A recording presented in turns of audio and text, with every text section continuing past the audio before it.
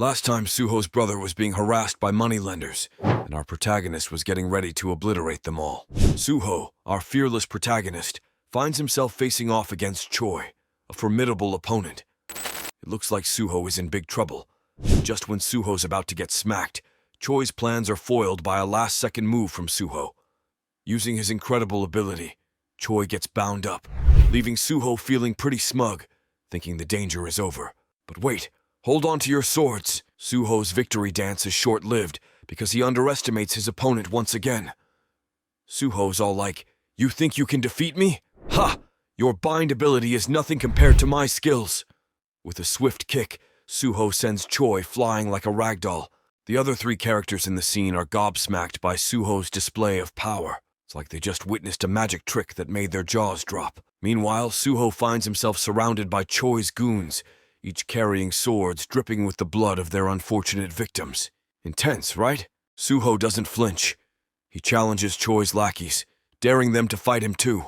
These poor guys, realizing it's mission impossible, start begging for mercy and spilling their guts. They spill the beans on how Choi forced them to work for him, and how they're now seeing a golden opportunity to escape the clutches of their muscle-bound tyrant. Suho, ever the clever one, demands a rope from one of the three guys who witnessed the whole spectacle. Choi, in his fury, calls them traitors, but they reveal their true feelings, confessing that they've always despised him. Score 1 for the underdogs. Choi, realizing he can't do it all alone, tries to make a deal with Suho. He promises to use all his influence and power to make Suho the king of the city, if only he lets him go. Suho, not one to fall for empty promises, responds by delivering a knockout kick that leaves Choi unconscious. Now, Suho turns to Choi's men once more, demanding their bounty. But they still claim to be worthless, insisting that killing them won't do any good. But here comes the twist. The three hunters who've been observing the chaos drop a truth bomb on Suho. It turns out every single one of Choi's goons is a criminal with a bounty on their heads. Jackpot! Seeing an opportunity for some extra cash, Suho decides to add these criminals to his hunting list. Cha-ching!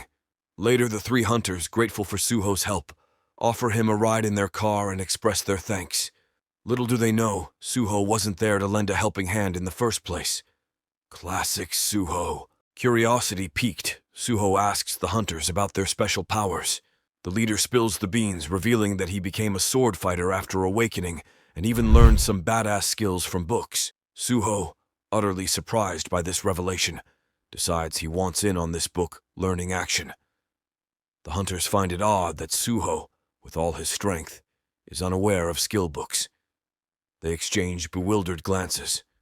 Finally, unable to contain his curiosity any longer, Suho asks the hunters about the favor they wanted to ask. He's ready to lend a hand. Meanwhile, on the other side of the story, Captain Kang and his team emerge from a portal, looking worse for wear. Captain Kang, not one to mince words, berates his team for acting like a bunch of crybabies. He even threatens to get them fired because he's had enough of their incompetence. But his partner manages to calm him down, reminding him of the unfair reality of the Awakener Bureau. Rich and privileged parents use their influence to make their kids hunters, hiring pros to do the dirty work while their kids reap the rewards. Captain Kang, fueled by his sense of justice, finds this system incredibly unfair. Just when Captain Kang wonders if anything interesting happened today, he learns that someone delivered 10 Ravagers, including a C-rank boss named Choi. Now he's really shocked, because defeating a C-ranker isn't child's play.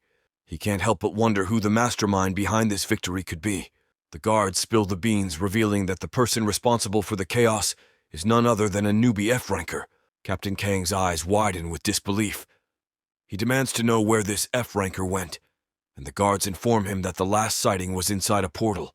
With newfound determination, Captain Kang races towards the portal, eager to witness Suho's unbelievable strength with his own eyes.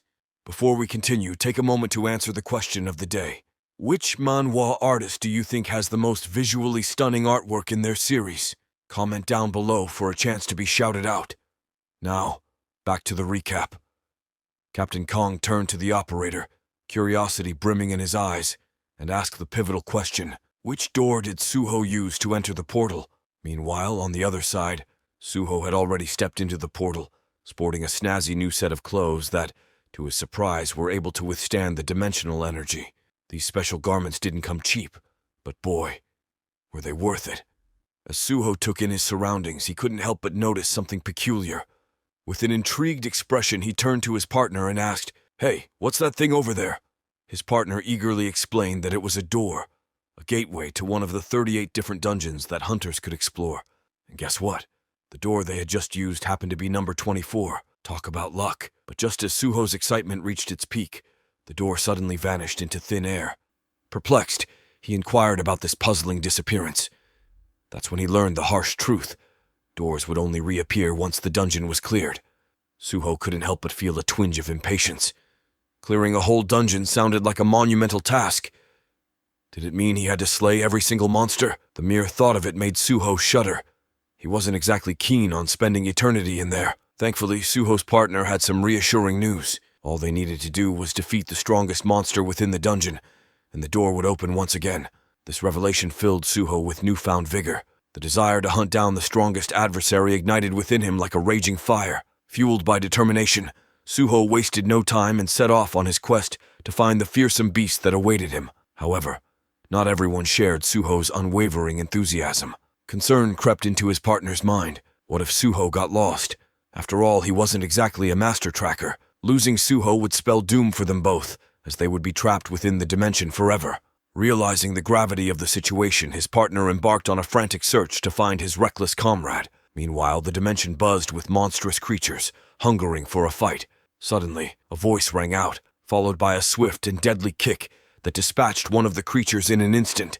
Suho had arrived, ready to unleash his merciless wrath upon any foe that crossed his path. With no mercy in his heart, he engaged in a ruthless battle, leaving a trail of defeated monsters in his wake.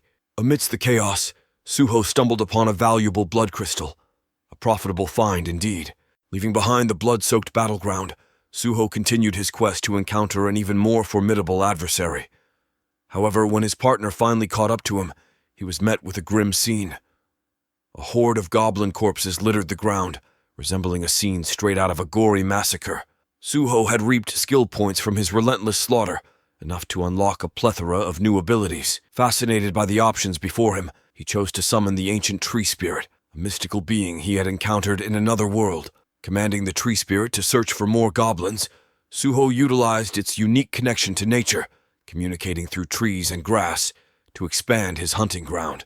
Examining his stat screen, Suho's eyes widened with delight as he discovered he had leveled up. His achievement count now stood at an impressive 345. A new option caught his attention: search and track. Recognizing their significance, he swiftly invested his remaining points into acquiring both skills. Suho's newfound abilities came into play as he marked the entire area using the search skill. Guided by the tracking skill, he finally stumbled upon a presence that surpassed the mere goblin threat. It was something powerful and intimidating, a perfect target for Suho's prowess. Eager for battle, he wasted no time and rushed to confront his formidable opponent, only to find his partner engaged in a desperate struggle against the monster. Frustrated and concerned, Suho shouted at his partner, reminding him of the importance of staying together and not venturing off alone. But amidst the chaos, the monster paid no heed to their conversation. Its sole focus was on unleashing carnage. Suho swiftly intervened, launching a devastating kick that sent the monster reeling. Without giving it a moment's respite, he ruthlessly unleashed blow after blow until the beast lay lifeless, defeated at his feet. In that climactic moment, Suho experienced an instant surge in power, leveling up and gaining an astonishing 120 points. Meanwhile, his partner stood in awe, shock etched across his face. He had never witnessed such a relentless and ruthless hunter in action.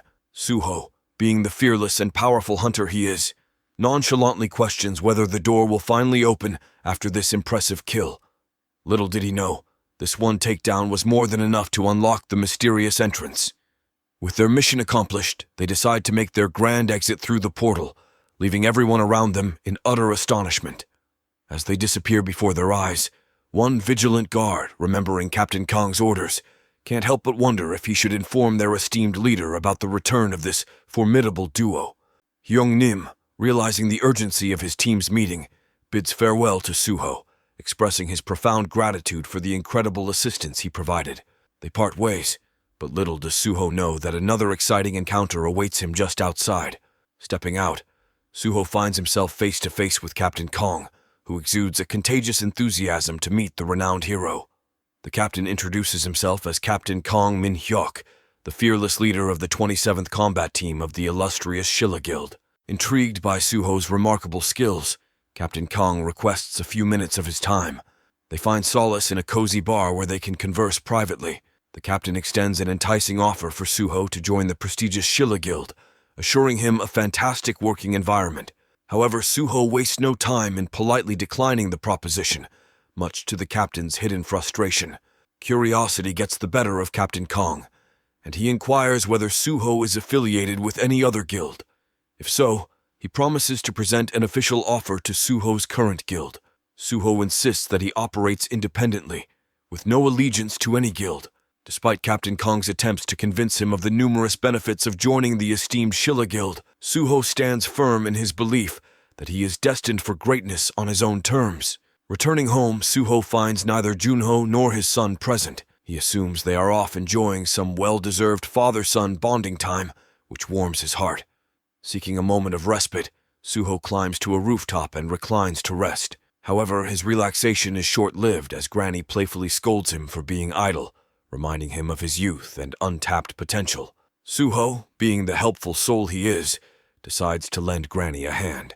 With a mischievous twinkle in her eye, Granny teasingly questions Suho's age, suggesting that he may be aging backward. Suho playfully retorts, claiming he has actually reversed the aging process. While Granny may not fully grasp the concept, she accepts it, noting that the world has become stranger over the years. She lovingly advises Suho to take care of himself, now that he has a family to cherish, emphasizing that losing a loved one is an indescribable pain. Assuring Granny that he is invincible, Suho is met with a cautionary warning, as Granny reveals that those who boast such confidence are often the first to meet their demise. Just as their conversation comes to an end, Junho and Gunwoo return, eagerly inquiring about Suho's whereabouts. Granny points them upstairs, informing them that Suho is patiently waiting. In a heartwarming gesture, Suho presents Junho with an envelope containing a whopping $50,000, the means to pay off all his debts. Initially overwhelmed by the unexpected generosity, Junho hesitates to accept the money, fearing his inability to repay such a substantial sum. Tears stream down his face, overwhelmed by the sheer magnitude of Suho's kindness. Suho gently urges him to cease the tears and embark on his journey to financial freedom. Grateful to the heavens for this life-altering blessing, Junho departs to settle his debts, leaving Suho to enjoy a moment of tranquility.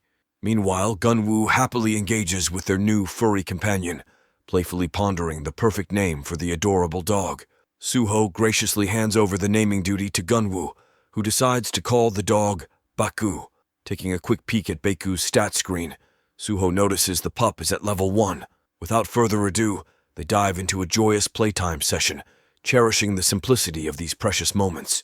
As evening sets in, Junho's truck returns, prompting Suho and Gunwoo to excitedly rush downstairs to greet him. However, their joy swiftly morphs into shock and concern as they witness Junho drenched in blood, struggling to remain on his feet. In a devastating turn of events, Junho collapses to the ground, leaving Suho and Gunwoo desperate to uncover the truth behind their brother's predicament. In a different setting, a dimly lit office houses a gathering of mobsters engrossed in discussions about betting odds for the upcoming SBF Championship tournament. Suddenly, a thunderous noise reverberates from outside, alerting them to imminent trouble. Before they can react, a henchman is swiftly whisked away, vanishing into the darkness. As fear grips their hearts, they find themselves captivated by a pair of eyes burning with an unmistakable fury. Suho, who possesses eyes that could pierce through steel, in a display of sheer strength, he effortlessly lifts a bench with one hand and hurls it at a mob, causing chaos and destruction. The intensity rises as Suho boldly confronts the boss, who is unaware of what's coming his way. With a determined expression, Suho asks if he's face-to-face with the notorious Kim Jong-soo. The boss hesitantly confirms his identity and thus begins a debt-settling showdown. Warning Suho that the government won't approve of his actions, Kim tries to deter him from attacking. However, Suho pays no heed to the warning and delivers a thunderous slap that knocks out Kim's teeth. In a flurry of blows, Suho teaches Kim a painful lesson for crossing the line and harming his brother. The tables turn as the defeated mob begs for forgiveness and promises never to harass Suho's brother again. Satisfied with his victory, Suho leaves without wasting a second, leaving behind an infuriated boss vowing revenge. Meanwhile, at the guild headquarters, Captain Kong bursts in, presenting Suho's profile to his boss, Mr. Park.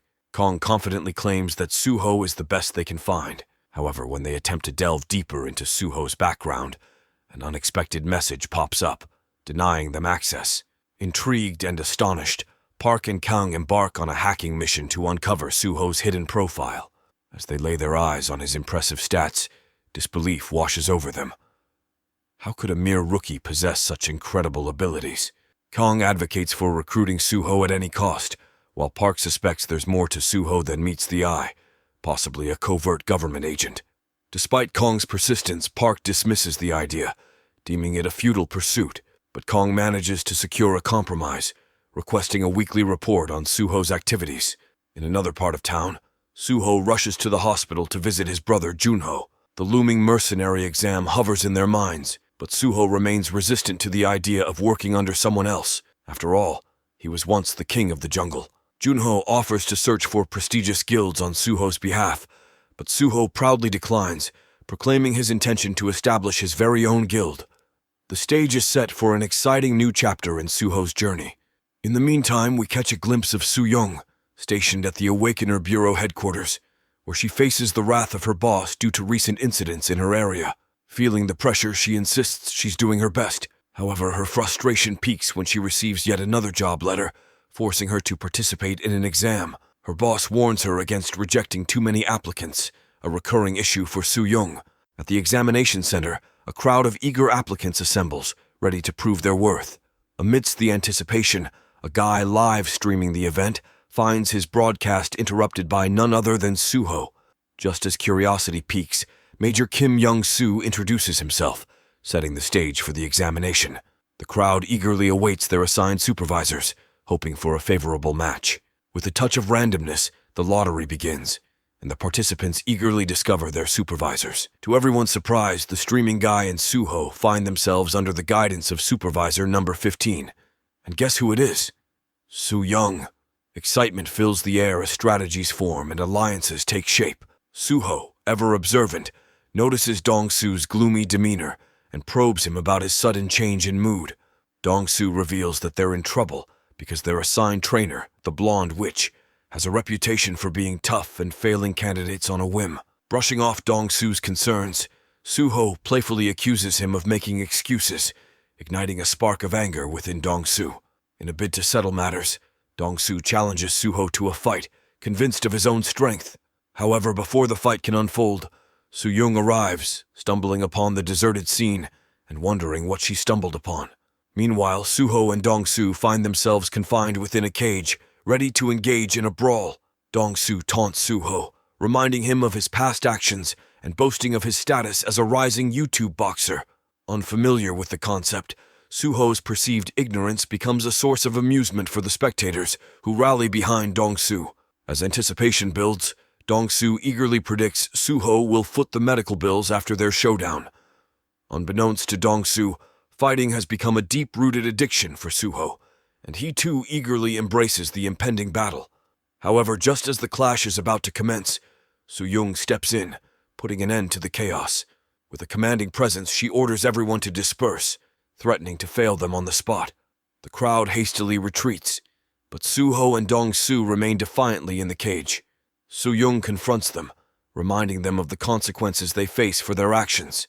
Realizing that one of them must take responsibility, she proposes that they continue their fight, with the loser facing elimination. Before we continue, let's take a moment to shout out 2KidShots 346 who commented, "Power to change probabilities." Think about it, on our Disaster Class Hero video. Thanks for commenting. Dong-su asked Suho not to hold a grudge against him, but Suho apologized for what was about to transpire. Dong-su attacked, but Suho countered and knocked him out. Su-young was shocked, and had thought that Suho was the source of her discomfort since she saw him come out of the portal. Suho interrupted her thoughts and asked if she also wanted to fight him, but only under the condition that if he won, she wouldn't disqualify Dong-su. So-young thought Suho was insane and entered the ring. She asked if he was an irregular, but Suho was confused by the term. She promised to explain it to him if he survived the fight. She swung a punch at Suho, but he dodged and blocked her next attacks. As they continued to fight, she told Suho that if he won, she would grant him one wish in addition to his original request. She threw a kick and suspected that Suho was keeping something hidden. Suho was impressed with her strength and praised it. She continued to attack, but Suho was able to dodge them. She then began throwing punches and kicks, which Suho countered with a punch. However, she used a shield to block it, but the shield shattered and pushed her back. Suho charged at her, enjoying the fight. She believed that Suho was an irregular, and when he was close to her, she raised her hand and surrendered. Suho was confused, but she explained that the space was too small for her to use her full abilities and suggested they continue the fight at another time. She asked him what he wanted. Suho inquired if there were many strong women like her on Earth. She replied that there were not many. He then suggested that they make babies together. She slapped him in response and left, calling him crazy. He considered leaving himself as he felt he had lost the fight and blamed Suho for getting him disqualified. Suho explained that he was not disqualified. In an office, a man was surprised to see Soo-young's loss, as he had been watching the fight on camera. Dong-soo was confused, and Suho explained to him that he had asked Soo-young to overlook his disqualification. Dong-soo then wondered why Soo-young had slapped him and thought it was his fault. He cried and referred to Suho as his big brother. Suddenly, they heard that Suho was being summoned to the supervisor's office. Suho met with the man who had observed his fight with Soo-young and informed him that their conversation would be recorded. The man revealed that he was shocked to see Suho fight a B-rank awakener and questioned if he was an irregular. The man then explained about bridge portals that connect Earth to 3 other planets, one of which is Aruka, where dwarves and elves live in harmony. Returnees who have returned from Aruka have acquired skills related to magic and artifact crafting.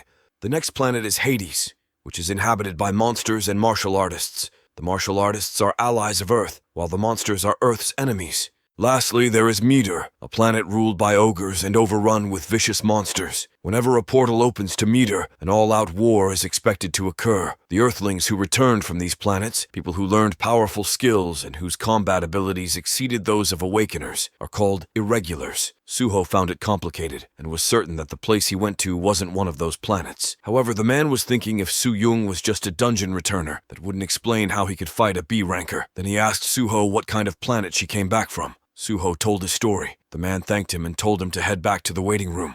After Suho left the office, the man was surprised by his story and called in a soldier to take over as supervisor number 15. He ordered him to monitor Suho and provide a detailed report. After the exams concluded, Dong-soo excelled in the 100-meter dash, demonstrating remarkable speed. Following closely was Suho, surprising everyone with his swift performance. The major received Suho's exam results and promptly shared a video with Kim Miso from the Returner Bureau, instructing her to watch it without delay. Kim Miso's assistant informed her that the major possessed a unique ability to detect falsehoods, validating the authenticity of Suho's interview with the doctor. As the pieces fell into place, it became evident that Suho hailed from a distant 4th planet. Swift action was taken as Kim Miso ordered the immediate removal of reporters from the training grounds. Unfortunately, time was against them, as the assistant had already stumbled upon an article about Suho. Recognizing the urgency, Kim Miso swiftly issued orders to have the article taken down, but the damage had already been done. Kim Miso was contemplating that Suho was able to maintain his physical condition after passing through the portal without protective gear and was given an F rank. Due to a depletion in dimensional energy, Kim Miso pondered the possibility that Suho might truly hail from a 4th planet. Such a revelation could potentially grant Korea an edge in advancing knowledge about this enigmatic realm. Meanwhile, as the reporters found themselves hindered from reaching Suho and Dong-soo ate food. Observing Suho, Dong-soo discerned a certain aura that set him apart, predicting his rise to popularity. Within the waiting room, only a duo remained. Dong-soo inferred that they were the sole survivors of the exam. Anxiety loomed as they contemplated the upcoming trial involving dungeon raids, a challenge requiring additional members. Suho, however, reassured his companion, dispelling apprehensions. Conjecturing that Suho's proficiency in the impending raid could attract the attention of prestigious guilds, Dong-soo entertained the idea. In a surprising twist, Suho invited Dong-soo to join his clan, announcing his decision to abstain from joining an existing guild. Building upon this notion, Dong-su conceived a compelling plan: the creation of a video chronicling their clan's inception and their subsequent exploits on raids. Dong-su readily embraced the proposal, accompanied by heartfelt tears. Their aspirations gained momentum when a monk abruptly entered the scene, identifying himself as Myung-jin. His arrival coincided with an announcement mandating applicants to assemble in battle attire within the briefing room within half an hour. Myung-jin elaborated on the examiner's tendency to orchestrate impromptu dungeon raids under the shroud of night. Dong-su's incredulous reaction echoed throughout the room. The group received details about the impending dungeon raid, uncovering that it was safeguarded by the Phoenix Guild. Suho sought clarification regarding the concept of under protection, revealing a knowledge gap. Dong-su enlightened Suho, disclosing the city's predicament involving the sudden emergence of interdimensional portals and the government's struggle to manage the crisis. Guilds emerged as a solution, assigned to oversee and safeguard distinct sectors of the city while harnessing the dimensional energy extracted from controlled dungeons. Suho's realization dawned. His initial intent to establish a clan stemmed from a yearning for the thrill of hunting with his old pack. Suho and Dong-su were excited to have their own dungeon. Dong-su mentioned the benefits of dungeon ownership, highlighting the cost savings. Suho shared their ultimate goal of forming a guild, though Dong-su reminded them about needing to pass the mercenary exam first. The dungeon they planned to raid had only 15 days left before its collapse, featuring a labyrinth-style layout with minimal monsters.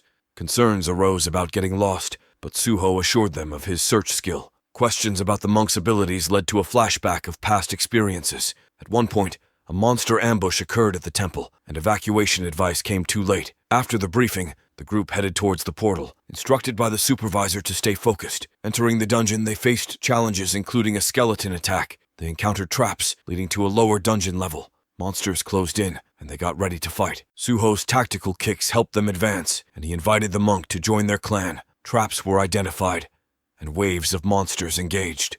After emerging from a hole, they found a trail of defeated foes. Following Suho's lead, they killed all of the monsters. Finishing the dungeon within a short span, they amazed observers.